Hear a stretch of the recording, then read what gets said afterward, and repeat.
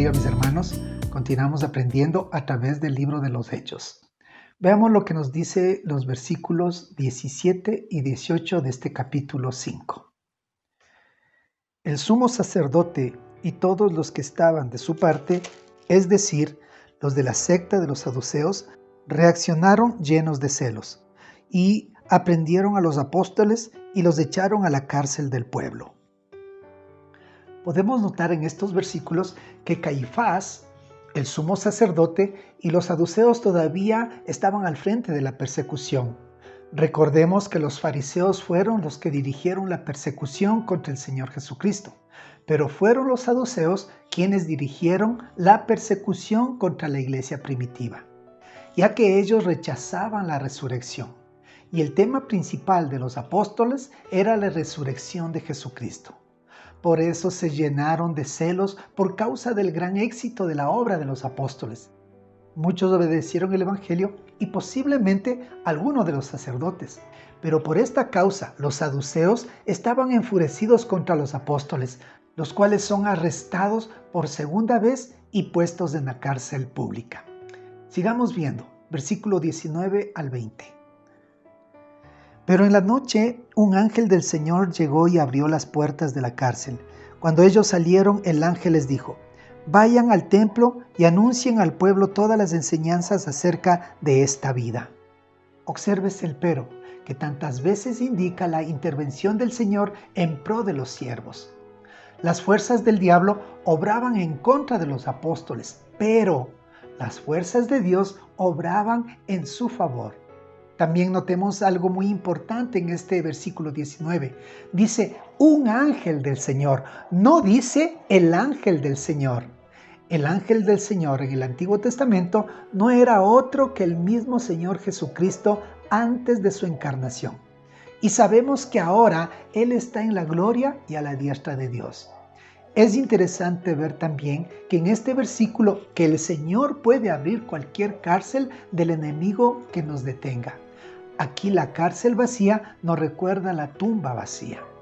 Mis hermanos, miremos que aquí está sucediendo justamente lo mismo que sucedió en la resurrección de Jesucristo.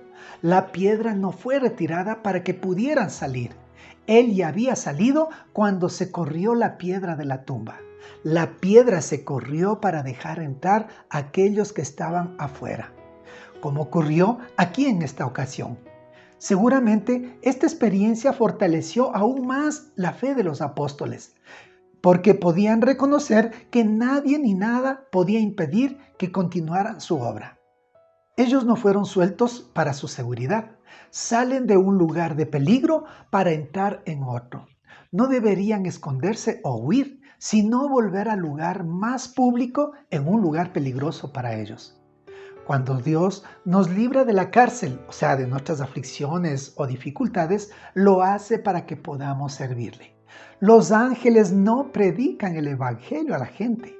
Por eso, el ángel soltó a los apóstoles y les dijo: anuncien, como Jesús les había dicho allá en Mateo en el capítulo 28, donde dice: por tanto vayan y hagan discípulos a todas las naciones y bautícelos en el nombre del Padre, del Hijo y en el nombre del Espíritu Santo. Continuemos viendo del versículo 21 al 23. Luego de oír esto, entraron en el templo por la mañana y se pusieron a enseñar. Mientras tanto, el sumo sacerdote y los que estaban de su parte se reunieron para convocar al concilio y a todos los ancianos del pueblo de Israel, y al mismo tiempo mandaron traer de la cárcel a los apóstoles. Pero como al llegar los alguaciles no los encontraron, regresaron y dijeron: cuando llegamos de la cárcel, esta tenían todos los candados puestos y los guardias estaban afuera, frente a las puertas, pero al abrir la cárcel vimos que allá adentro no había nadie. Fue necesario aprovechar el buen interés y ánimo del pueblo. Por eso entraron temprano en el templo, para seguir predicando a los primeros que llegaban. Sin duda predicaron con aún más ánimo porque habían visto nuevamente que Dios es más fuerte que los hombres. En la Biblia, siempre que miremos los milagros relacionados con la palabra puertas abiertas, nos recuerda el milagro de la tumba vacía de Jesús.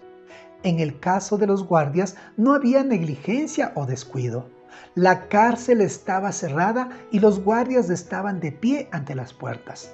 Todo estaba en orden, excepto que ya no habían apóstoles adentro. Y este milagro también lo podemos comprobar con el milagro del capítulo 12 más adelante. Versículo 24.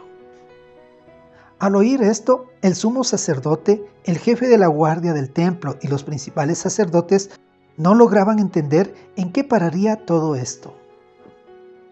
Les convenía a los oficiales temer a Dios y preocuparse por su rebelión contra Él, pero solamente dudaban y estaban perplejos y ansiosos porque no podían explicar este fenómeno. ¿Qué clase de gente será esta que ni siquiera pueden confinar dentro de una cárcel?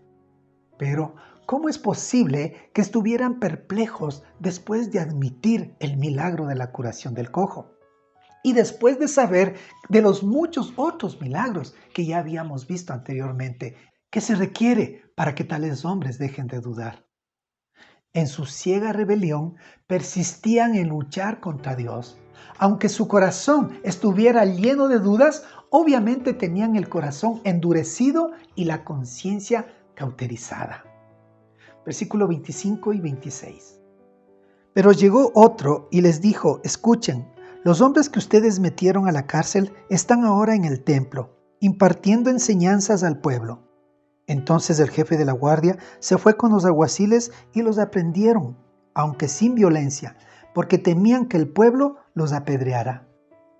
El Señor dio a los judíos señal tras señal para vencer su incredulidad, pero ellos endurecían sus corazones al no aceptar todo lo que miraban. ¿Cómo trata la policía a la persona que escapa de la cárcel? ¿No le castiga? Le pregunta, ¿cómo escaparon? Investigarán el asunto para saber a quién deberían culpar. Pero el jefe de la guardia no preguntó a los apóstoles, ¿cómo escaparon ustedes? ¿Por qué no? Todo esto claramente demuestra que estos oficiales no querían saber la verdad, ni tampoco practicar la justicia, sino que fueron movidos por la pura conveniencia. ¿Por qué no usaron la violencia? Estos con todo gusto hubieran empleado la violencia. Seguramente los oficiales observaban mucha agitación en el rostro del pueblo y podía ser causa de un tumulto en cualquier momento.